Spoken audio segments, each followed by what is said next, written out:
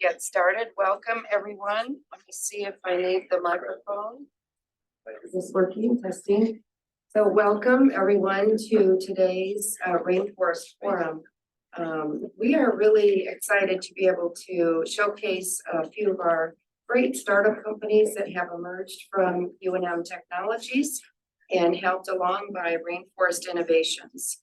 So I think what I'd like to do first is have each of the panel members introduce themselves personally, and then talk just a little bit about your company. Sure. I'll get this down there, right? So my name is Soren, Mogelsvang. I was born and raised in Denmark, and I've been here for about 25 years. Came for a postdoc and just got stuck. I worked at so I'm a scientist by training. I worked at the University of the School of Medicine in Denver, and then I've been in the pharma industry for the past almost 20 years, and 15 of those as an entrepreneur or executive. I'm here today because we have licensed technology from Rainforest Innovation, and it became one of the sort of foundational stones of our company, MycoBiotix. So MycoBiotix is a microbiome company. We have two technologies in the company that are both in licensed, and we're working to help people. These are microbiome targeting technologies, and we're working to help people that have different gastrointestinal health problems, be that irritable bowel syndrome or inflammatory bowel disease. So our company has its office on the Answers Medical Campus up by Denver. And our management team is spread out across the US, but consists of serial entrepreneurs and pharma executives. So just quickly about our technologies, we have the VLP technology or product from UNM. This is a really cool new approach to targeting the microbiome and dysbiosis and an irritable bowel syndrome. We're developing this with partners in a couple of places here in the US, and hope to position it as an ingredient for supplement type products and functional foods. We're just looking for development next year. Our second product is licensed from the University of Oslo in Norway. It's also a microbiome targeting product, and this has application in inflammatory bowel diseases and colitis. We are also collaborating on the development of this, and hope to bring at least a first generation product to market as a supplement or an ingredient for functional type foods, and maybe a second generation derivative product as a pharmaceutical. So part of what we like about these technologies is that they come from good universities, they have patent protection, they have research back, et cetera. And coming from the pharma industry, we like that there's a path forward that doesn't require FDA approval necessarily. We're going for more of a functional food route. So I think that captures who we are. We're a couple of years old, and it's a really exciting time to be in the microbiome space. I think we're finally reaching a point where we understand enough about the biology that we can do something meaningful for those kind of suffering from GI disorder. Thank you. Thank you, Lisa, for having us here today. Thank you for being here. Hi, my name is Tom Stephenson. I'm the CEO and chairman and one of the co-founders of a company called Pajarito powder here in Albuquerque. I grew up in New Mexico, primarily here in Albuquerque, somewhat in Los Alamos as well. And I actually come from an investment finance background, not from a technical background. I've been involved in doing early stage equity investments into companies here in New Mexico for the last 25 years.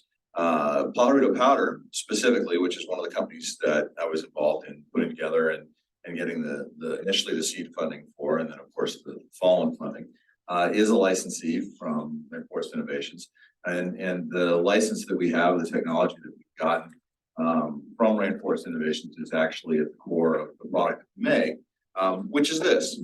It's a black powder, which is relatively unremarkable to look at, but is actually pretty critical in the development of the hydrogen economy, which is where we play.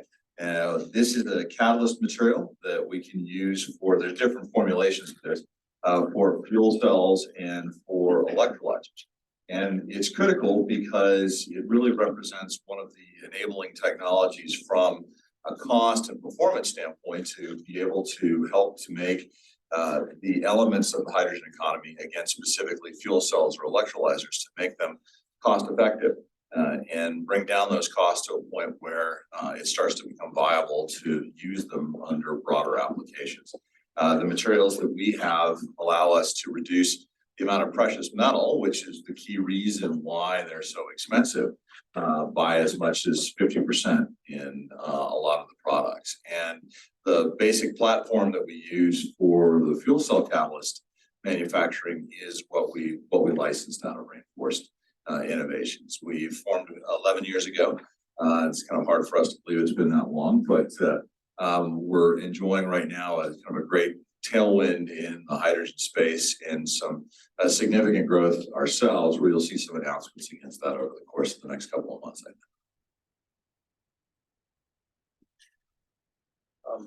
Hi, my name's Stephen Graves. I'm the Director of Technology for BennuBio. Up until last year, I was the CEO of BennuBio for the first 4.5 years of its existence. BennuBio is a high throughput flow cytometry company that is based on UNM technology developed by my research group here at UNM. We are, BennuBio is a licensee of that technology. We build high throughput flow cytometers both for rare event analysis, essentially trying to detect very rare cells such as blood cancer cells, CTCs in blood, circulating tumor cells. But also the bigger market that we're going after now is 3D tumor model analysis in high throughput. You can actually grow little tiny 3D tumor models, which are too large for traditional flow cytometers, and do very effective high throughput pharma screening on them. And we are getting a lot of very good interest and sales in that area. We've actually made a sale as far away as China. We placed about three or four instruments at this point, and we're really moving forward quickly. Our new CEO is John O'Rourke, who some of you guys might know. John knows I'm giving this talk. I think he saw that I was giving this talk as the announcement. But John is the former director of director of technology for Sartorius here in town, which is what IntelliSite became. And for those of you guys who don't know, New Mexico is actually a hotbed of several technologies. One of the technologies is flow cytometry. You can argue that flow cytometry was invented in the state of New Mexico very strongly. And so BennuBio is very proud to continue on, and the Rainforest is in that tradition of hopefully excellent success. And the Rainforest has been a really excellent partner for that. And with that, thanks, Lisa. Thank you for the introductions.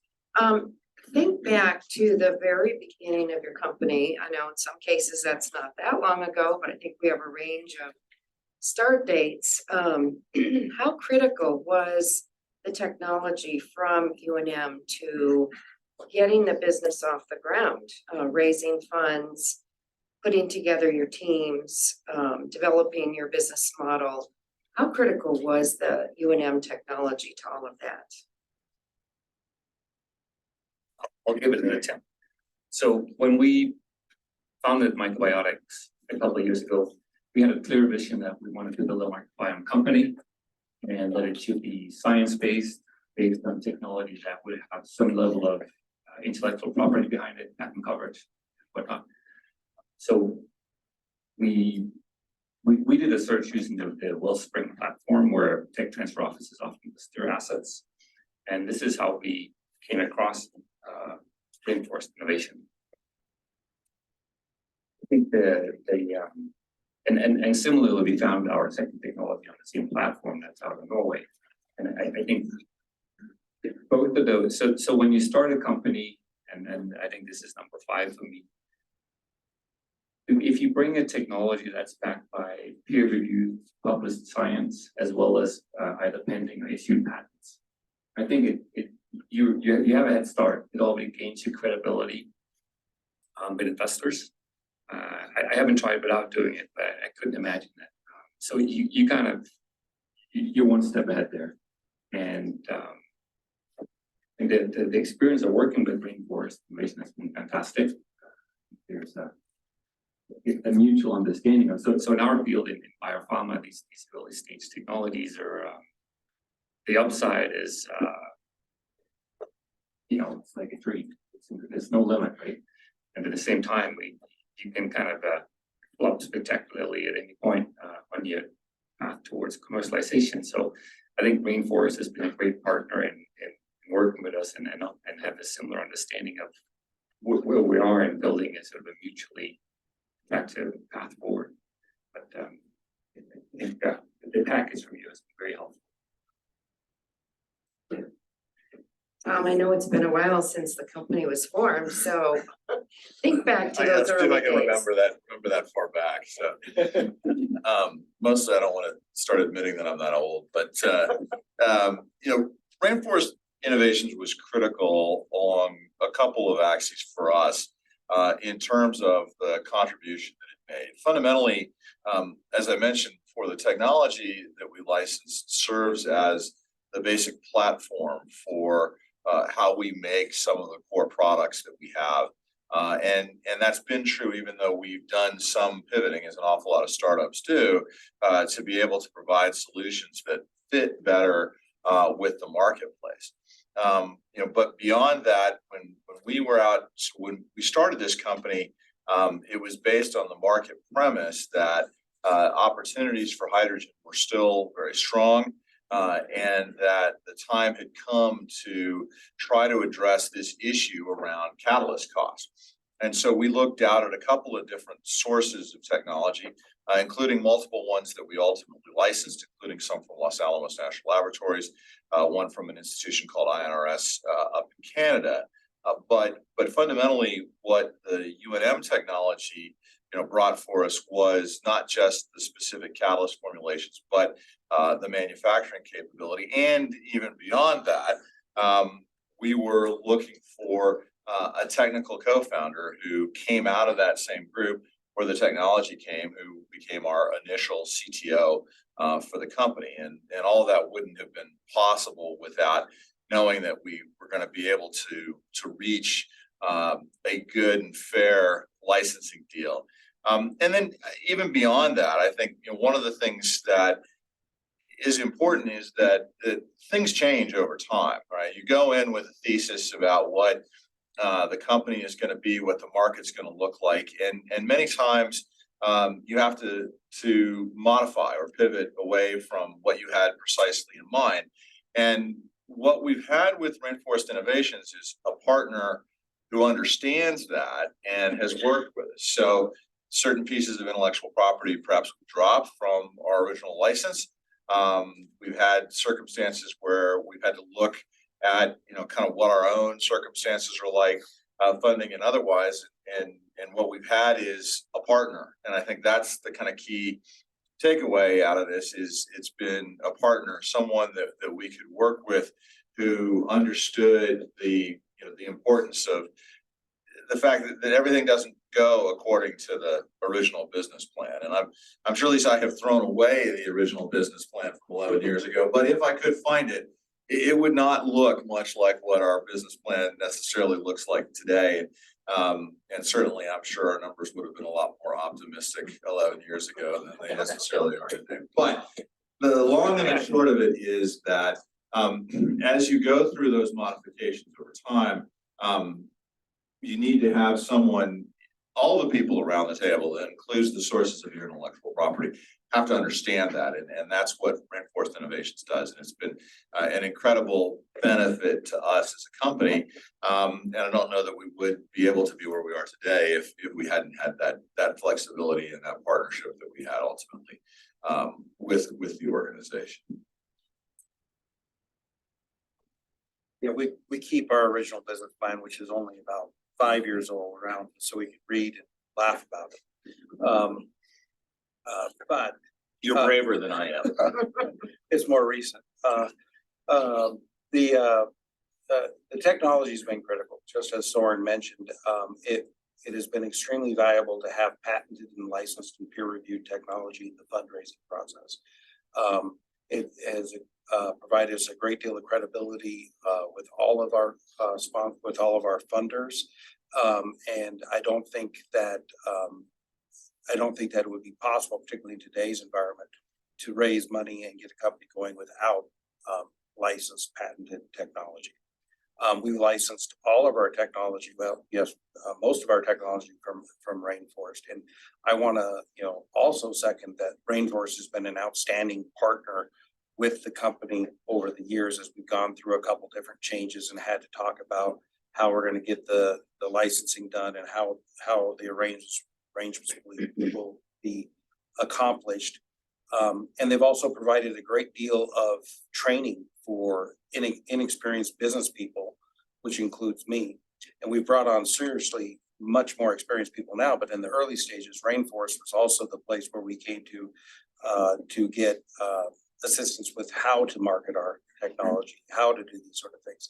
And so it's been invaluable, and they've been an outstanding partner. We'll have to pay them all off later for all these. So, Free lunch. yeah, free lunch. Can you talk a little bit about how you have financed your company? Maybe the strategy behind that and based on your industry sector, the stage of the technology, which we know coming from a university is going to be really early stage, and that presents a challenge for fundraising. But just talk a little bit about the financing if you could. I'd be happy to. Like I said, that'd be a short conversation for our company, but we already covered some of the aspects that drives the value of the asset. And MycoBiotix was funded initially by myself and our co-founder, and then we brought in friends and family, and now we're looking at raising sort of it's not quite it's probably what you call a seed round. And what we'd like to do and have done in some of our other companies is to start by, we don't go after VC funding and try to raise an incredible amount of capital up front, because that also means giving away a lot of equity and sometimes controlling a company, and that's not why we do this. So we're more of a lean and mean, if you like.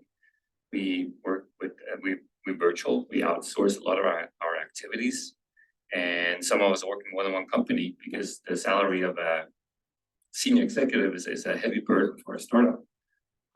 But so we try to take the money we need but no more, build additional value, and then go out and raise further capital on a higher valuation. And so far that's been successful.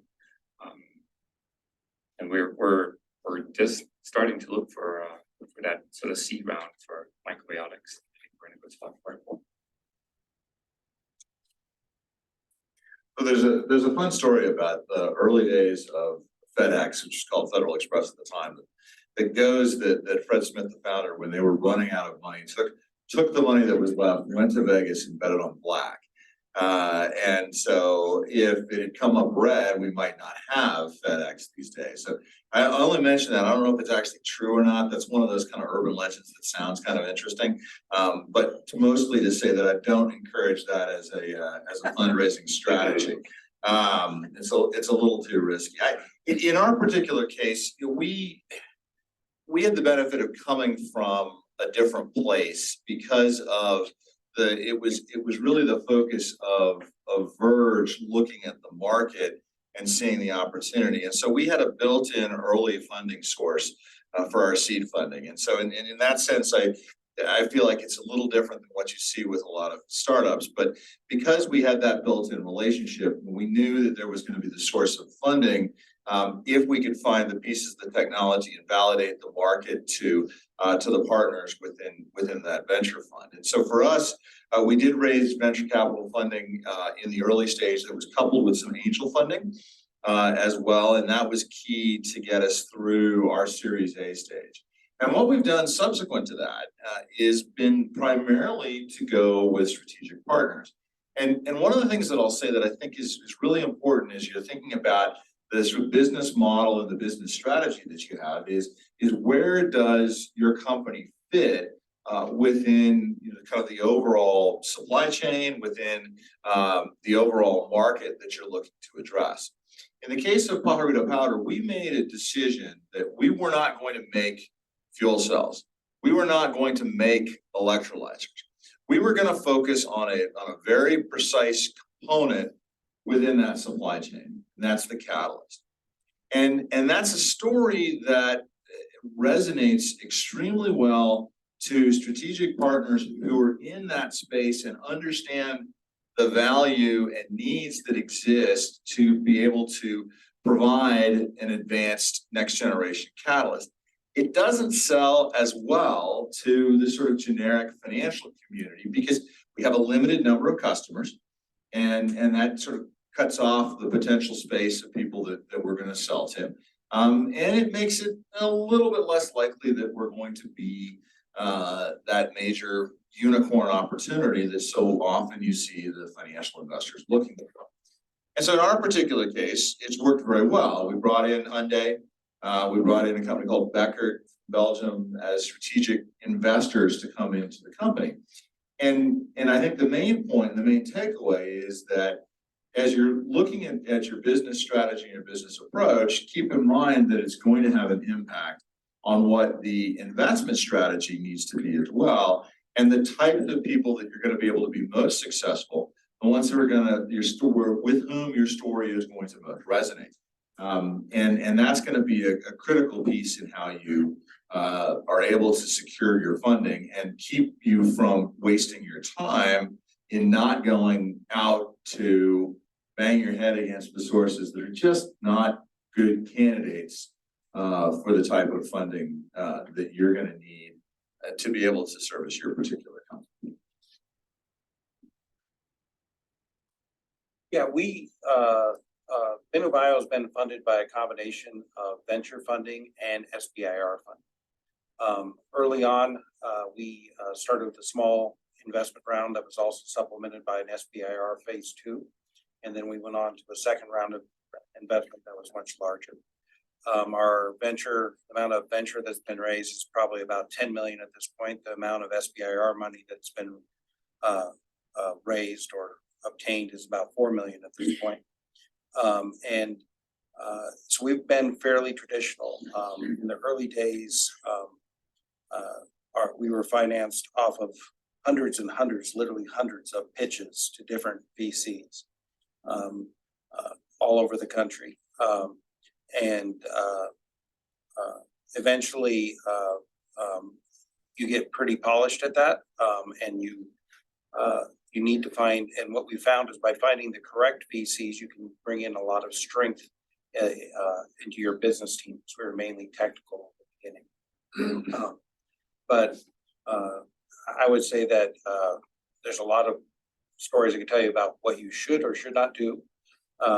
But we're a fairly traditional company that went out, raised most of our capital through VC funding, but supplemented it with SBIR. So I think I'll reverse the order here so that Soren doesn't get caught with a question up front without a chance to think about it. Could you describe, now it's Steve's turn to do that. Could you describe a challenge that the company has faced or is facing now, and how you overcame it or how you're dealing with it?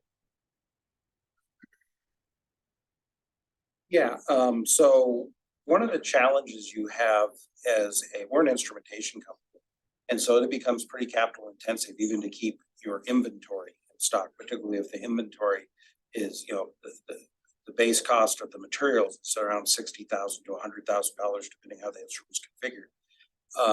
And so we actually have to have a lot of capital and lead time to be an ethical company, in the sense that it's difficult to sell an instrument to someone if you don't know that you can actually then service the instrument because you don't have the inventory of the spare parts. And so that's been a challenge and convincing the investors on the inventory. And the way that we have solved it is that we run at a leaner rate than I would have thought possible. But it's actually working. We're actually selling instruments, producing instruments, and the company is so lean, I can't even believe it. And that's a lesson that I would encourage people to learn early, because if we'd have run much leaner early, we would have been in better position later. I think it's hard for a first-time CEO such as myself to actually really fully appreciate what lean is. It's not what I look like for sure, but that's the lesson. And now we're really moving well with a very functional team, but that's what the lesson is. I think for us, one of the challenges that we're running into right now is it's a very good problem to have, is that it's to keep up with our growth potential. We've hit a point where the hydrogen economy is growing very rapidly, and the demand that we're getting from our customers for our catalysts is beyond what we can provide. And that means that we have to scale up our manufacturing. We have to build out new facilities, new equipment, and bring on new staff and do all those right now at a pace that we're having trouble keeping up with. And it's a wonderful problem to have, right? It's probably the best problem to have, is when you've got those growth opportunities and you just need to keep up with them. But you still have to be careful with the choices, particularly, we're hiring, very, very specific skill sets that we're looking for in the people that we need. And that means that we can't shortcut that process as we look to continue to staff up. Anybody that's tried to do anything associated with construction in the last couple of years will tell you that it's long and that the supply chain issues still exist. We're waiting on one piece of equipment that will hopefully show up in January that we've been waiting on for 9 months, and we can't actually put all our stuff in our new facility until we do that. And so these end up being kind of, how do you mitigate these challenges and work your way around and become a different set of problems? Again, it's a much better set of problems than, gee, where are we going to find somebody who wants to buy our stuff, because they're coming to us faster than we can keep up. But you can just as easily die if you can't keep up with those opportunities as you can if they're not out there. And so what do we do? Well, what we're trying to do is we take interim steps in how we're doing some of the scale up. We've got a plan to get to a certain level, which our customers are asking us for, but we know that there are going to be challenges in the process of scaling up because the process itself is going to be different. And so we took an intermediate step, and that allows us to make more material, that allows us to make sure that we can do it right before we move on to the next step. We've been looking for not just sources of funding from equity and otherwise to be able to help us, but taking advantage of some of the other resources that are out there. One of the absolute best ones is a program called JTIP that's run by the state of New Mexico that will pay for 50% of an employee's salary during their first 6 months if they fall into the right categories. And doing that helps to ease some of the financial pressure. We've also been able to, because of the high demand, work on what the relationship is with the customer to help them share some of the risk.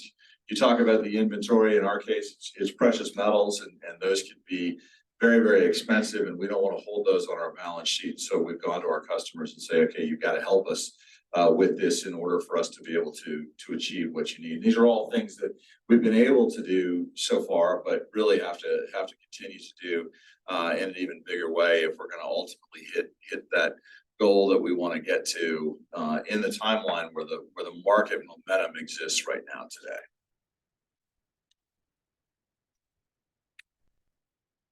I think my challenge will be a continuation of the topics we touched on so far, and it's on the topic of funding. So we're true believers of the microbiome and all the potential that's associated with it, and have been since day one. And our friends and family or small angels that help fund us so far, they too believe in it. And I think it's hard to not open a news source and not see something mentioning the microbiome and all the things that go wrong or are going wrong with it in many of us. But that's not to say that the more sophisticated investor will necessarily view it the same way. Because what we've come to appreciate very recently is that we've heard the comment a couple of times that, well, to date, no microbiome therapeutic has been approved by the FDA. We're not going to invest in something where we don't have a sort of clear path forward. And we hadn't seen this one coming particular, but it's certainly a challenge for us and something we have to think about. I'm a little biased. I'd like to think this is because we're at the forefront of what's going to happen with the microbiome, and some people haven't seen the light yet. But it is a challenge, and of course, this can become a value adaptive if we can find a new level that will support us through it. Thank you. A couple of you touched on the issue of workforce and, trained workforce, people at different levels of need for your company. How big a challenge has that been for you, and where have you found staff? Let's start with Tom. So the first thing I would say is that, is it hard to find these people in Albuquerque? My answer is no. Is it hard to get them to come to Albuquerque? My answer is still no. And I know that that's not a view that everybody has in terms of being able to particularly recruit talent that comes in from out of state. But in our particular case, we have found a lot of our younger talent, perhaps maybe in the less experienced ranges, to be very good coming directly out of the universities that we have here in the state. Obviously, UNM is one of those. There are other unnamed universities that are further to the south that also produce very good people that we were looking at as well. And for some of our more senior hires, if we need to bring them in from out of state, that is something that we've been able to accomplish. If we have to do that, it does slow the process down. And that's one of the areas that we are focused in on, and how can we potentially accelerate that. Certainly, we've also had conversations when we talk about our technician level, which are going to more come out of programs like CNM at the associates level, about how the training that they provide can be applicable for us. The good news for us is that there is a fair bit of similar skill set that can apply if we're looking to recruit people from some of the other potential employers or large employers here in the state. And I think, for us, it's definitely, particularly in the last, I would say the one thing that has definitely been kind of a head scratcher for us is that we, like anybody, have struggled with the changing dynamics in the labor markets in a post-COVID world. And so there are behavior patterns that we see among individual prospects and individual employees that we're trying to figure out.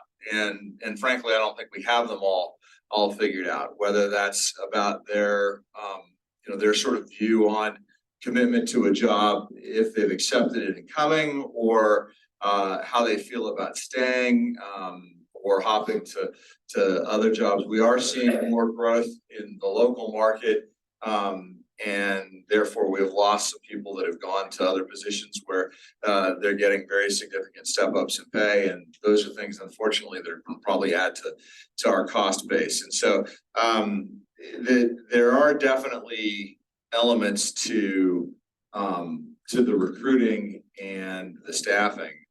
Probably the single best thing I can suggest for people is to have the right partner to help you with that recruiting process.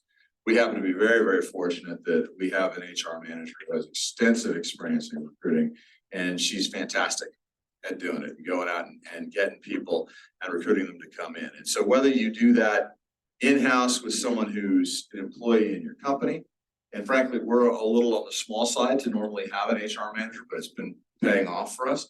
Or whether you use somebody external to help you, having the right kind of partner to be able to sell your story well, vet the individuals to make sure they're going to be a good fit, and help you bring them in is going to be critical. And which way do you want me to go?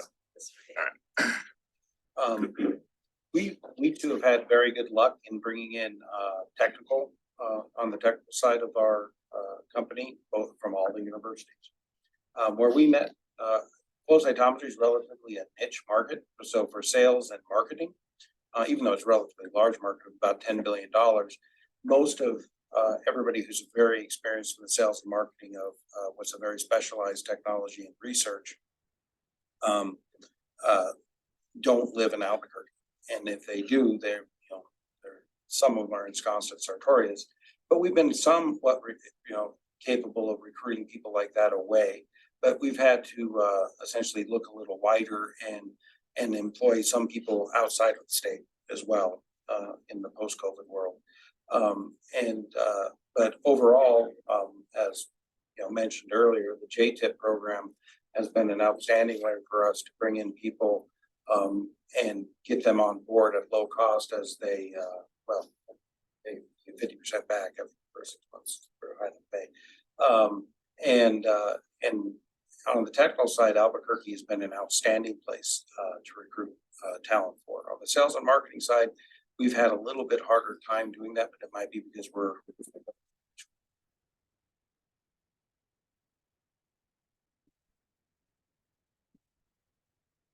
So my story may not be music to the ears of those in economic development, but the nature of what we do it may be a little different. So at the time when we come in and license the technology, a lot of the early exploratory wet work has been done. And the process going forward is often done under different regulatory requirements that deal with GMP.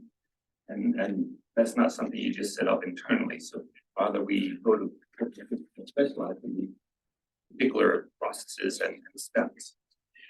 And I think for the past 10, 15 years, these companies are not necessarily even in the US, they might be in Asia or in Australia recently.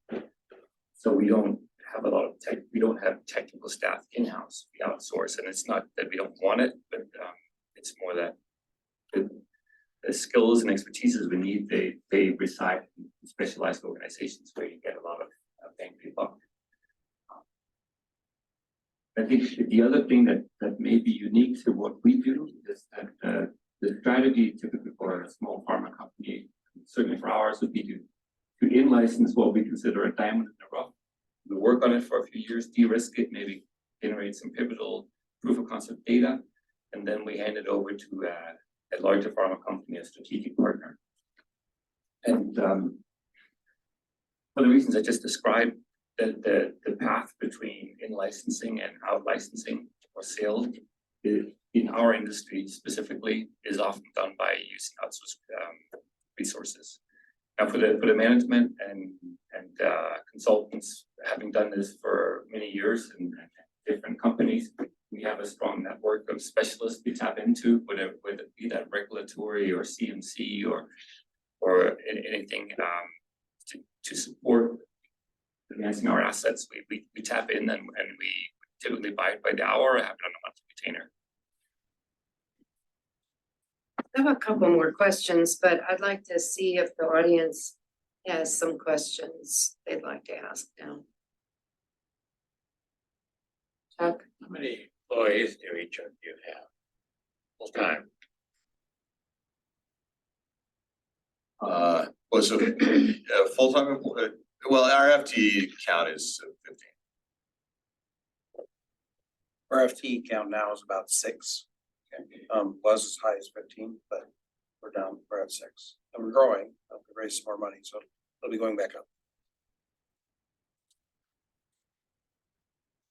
We have 2 W-2 employees, and then we have 5 or consultants who are with for.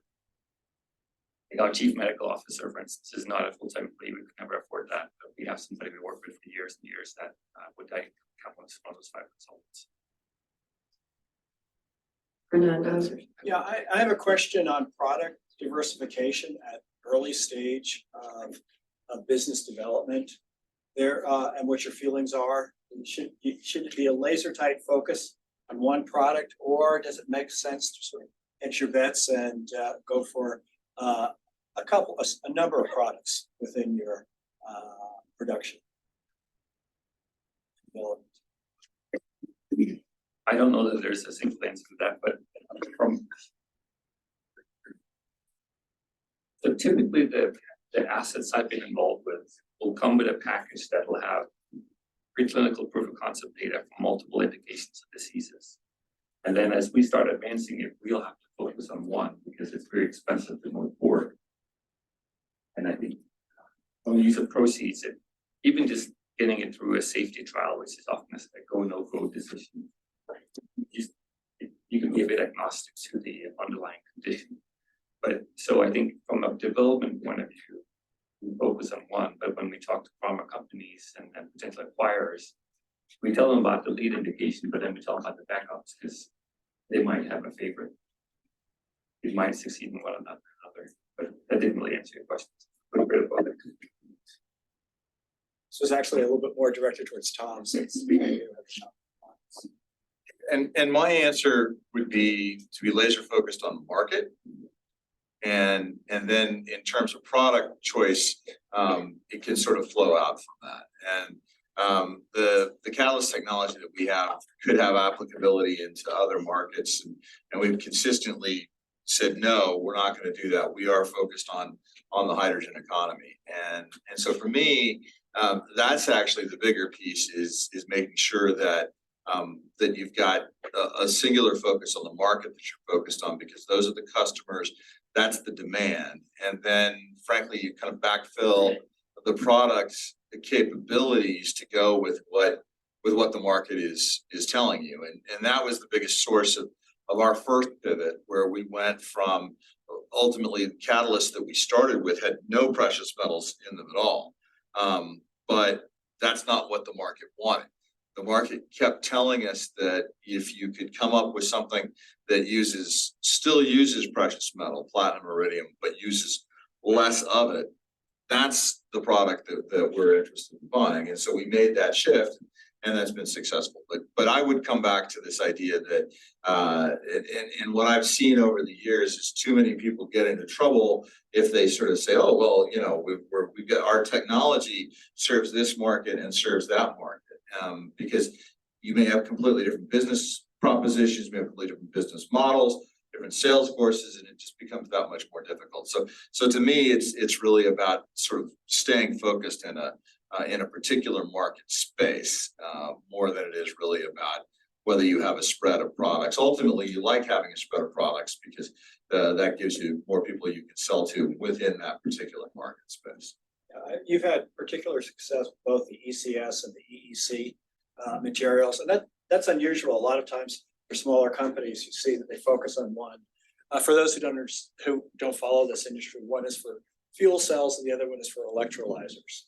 And it's unusual to have a small company which is successful in both of these areas, but you have backers who are in those two areas also too.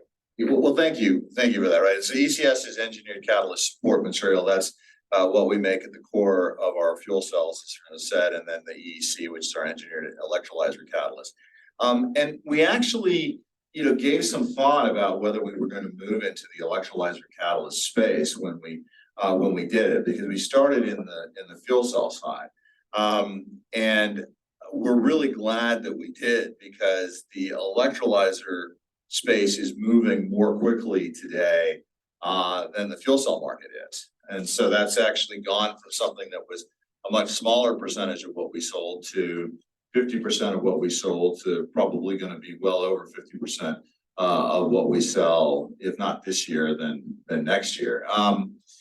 And it is a little bit of a different technology. It doesn't sit on the same platform, so there were definitely modifications that we needed to make. But what we found was that, and there are different customers in that someone who makes a fuel cell is not someone who makes an electrolyzer.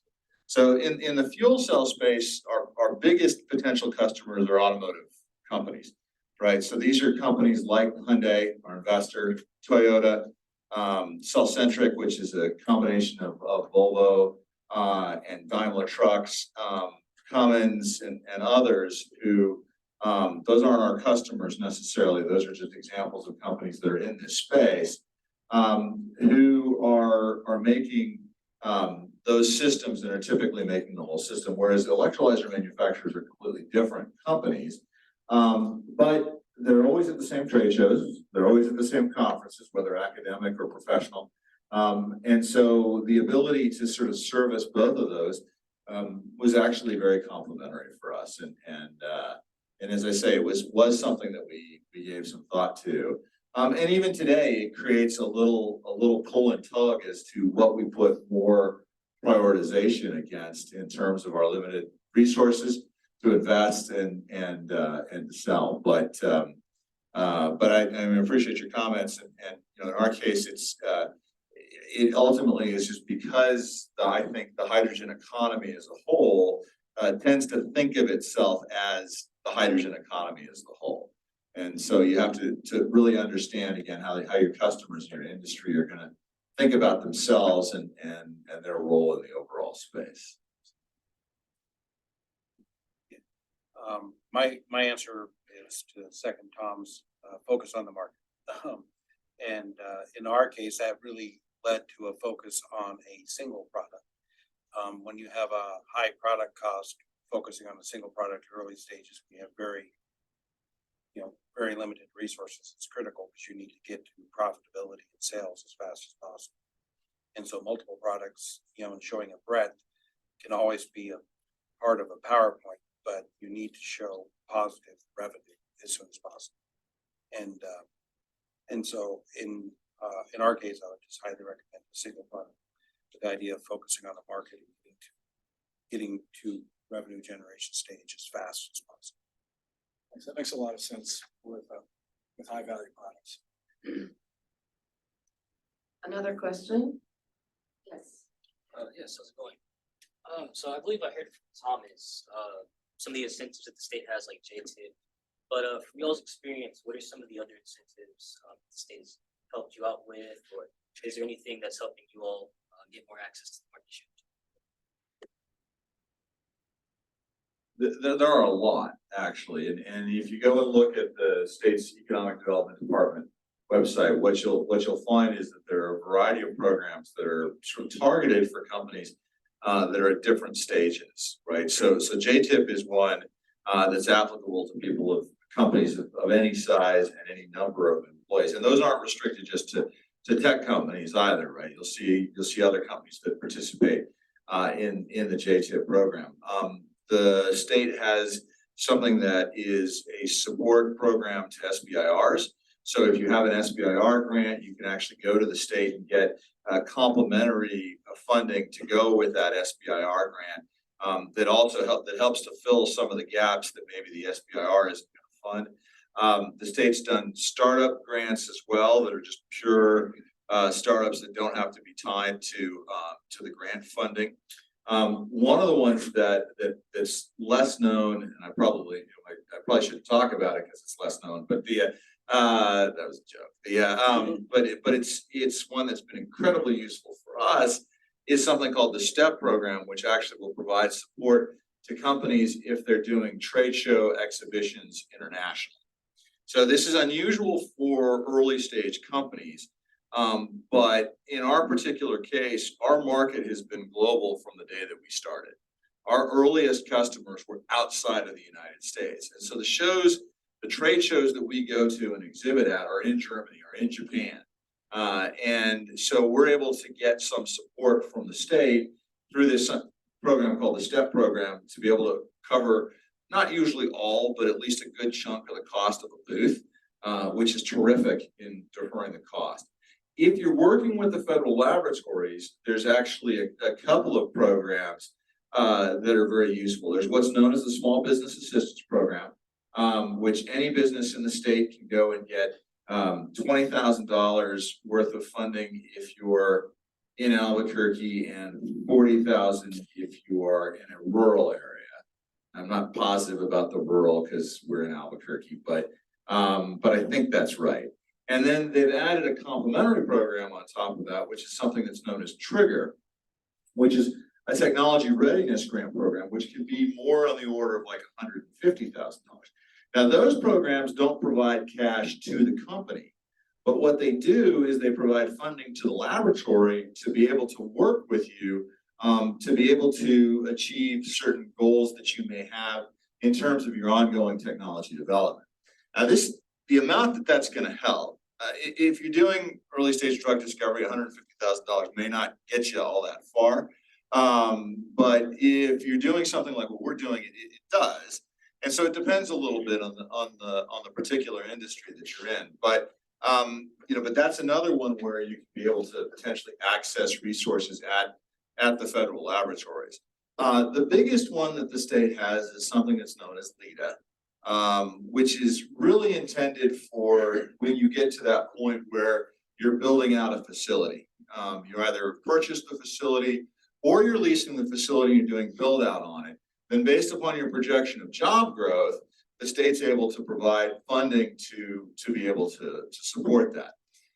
You have to keep an eye on what are the requirements associated with that and something that are known as the clawbacks, but those are fair because the state wants to make sure that a company's going to stay in the state. Those are the ones that, what am I leaving out that others have used?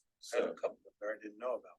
Okay, well, so it's there's a bunch, and like I said, the place to start is the State Economic Department's website, and they've got a pretty good indexing of it, and obviously their interest is in making sure that people get access to it.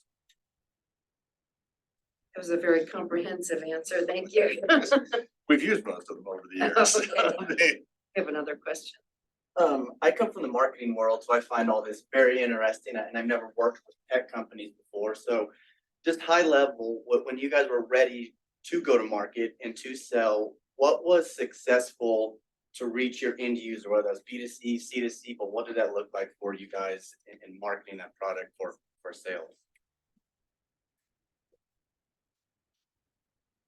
Probably too early to have a relevant answer for that, but I can sort of from my experience in other companies. For us, so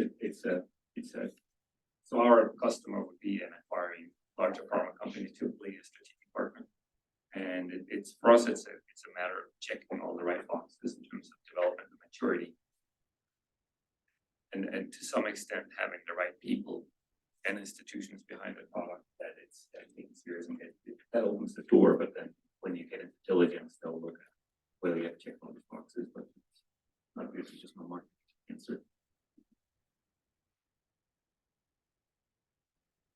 Well, for us, the B2B was easy because technical people, we had a lot of connections into other industrial partners. And so doing the marketing B2B was what we did well. And we've had success with that. Where we have a greater challenge is there's a number of customers all over the world. And a small company selling a high value instrument worldwide is a challenge. And a lot of this, the larger companies that we're competing with have people that will show up in person, and and that's a challenge for a smaller company. And so that's been the challenge, and overcoming that challenge, we're still overcoming. So, but in B2B, we're very strong. Still learning, trying to learn how to overcome in that B2C world right now. Yeah, we hired one of those planes with a banner. It's B2B for us, and I think one of the things, and we were kind of fortunate in that at the time that we were starting, in particular, not only was the hydrogen industry small, we were a little picked on because we weren't named Elon Musk, and And people loved batteries, and hydrogen was poo-poo and all the rest of that. And so there tended to be a little bit of us all kind of sticking together, which made it easier. We used social media a fair bit, but interestingly, the way we used it was, it's LinkedIn. And what we tended to find was that LinkedIn, and we used Twitter some, but not, we sort of faded on that. And that doesn't have anything to do with Elon Musk buying them. It happened a long time ago. It really focused in a lot more on LinkedIn because of the business to business nature of that network. And honestly, one of the things that we've been able to do is, if you get really good at sort of your targeted intro message, a lot of times we would find a potential customer said, okay, here's somebody we'd like to go talk to. We could get to them, and because we'd find that by building out our LinkedIn network, we would be not that far away from them. And when it was time to connect, you'll learn how to say in 300 characters enough to just get them to connect and move on to sort of the next step with them, right? I mean, that's very much marketing kind of focused, but it wasn't that we were going out after everybody with that. It was much more that, we read an article and here's a company and they're now moving into the fuel cell space. And so this is who we'd like to go see. And then we were very targeted with our trade shows. And unfortunately, it's expensive. We spent a lot of money relative to our overall budget in the early years, in taking a couple of people to fly to Tokyo and get a booth. But we picked those shows also very, very carefully, right? You find the ones that you think have the best bang for your buck. We would typically go 1 year first before we'd exhibit, make sure before we'd spend the money, and then we just, that had to be part of our overall budget. So but overall it's B2B, it's the same thing. It's no B2C would be way too hard to do, I think so. Are there any questions online? If you have some, please put it in the chat. We'll get back to you. Maybe a concluding question, since we're running out of time. What's your opinion of the growing ecosystem here in New Mexico? Soren, it's a little bit out of your space, but if you have any thoughts, we'd appreciate them. But what do you see, what has developed over the years that you've been developing your business, and has that been helpful for you?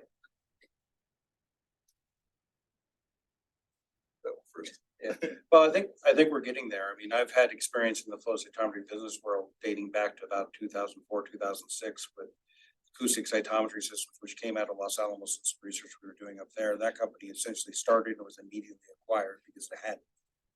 And then we've had huge success with like IntelliSite, Larry Sklar and Terry Dunlay and all of this.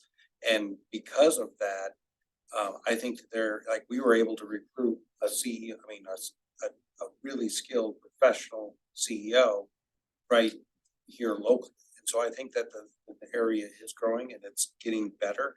I think that there's some additional growth that needs to occur, but I think you can found a company here, keep a company here, and run a very good company right here in Albuquerque. It's growing. Yeah, I think the ecosystem is improving a lot. Again, we feel very fortunate because the state's made a commitment to hydrogen as an area and an industry that they care about a lot. And so we saw just the announcement this morning or last night that about the company coming in from Australia that's in the hydrogen space. This is just going to continue to build it, which is something that we very much like to see. I think that I think that the ecosystem is progressing and continues to be positive for what we need to do. I think if I were to sort of pick a limitation, it's probably in that Series A funding. That's where we've got to continue to bridge some gaps. We've got good resources for seed funding. When you get to Series B funding, geography is not so important. Series A is still an issue, and that's where the risk exists for companies to potentially migrate out. And in our particular case, we had a built-in access to that, which was helpful, and the other folks here have done very well in getting that funding to come in with good stories. But that's probably the one area where I still kind of focus on as being a little bit different. And Soren, we have an active bioscience community here in New Mexico. I don't know if you've tapped into that very much, or what your opinion is. We know Colorado is much farther along in this space than New Mexico, but what are your thoughts? Well, first, we're big fans and big supporters, and from everything we've seen, sure, you may be a little bit younger than what we have in Colorado or what you find on the coast, but I think it's all the right components, and it's great. And in other companies, we have worked with Loveless and some of the government labs down here. I wouldn't have any hesitation building a biomedical, including a biomedical. At least for me, my point of view, it's strong in that. We're big fans, and thanks for having us. Well, thank you all very much for being here today, and especially thank our panel members for really great insights about their companies and advice for those of you who are in this field as well. So it's a great program. Thank you.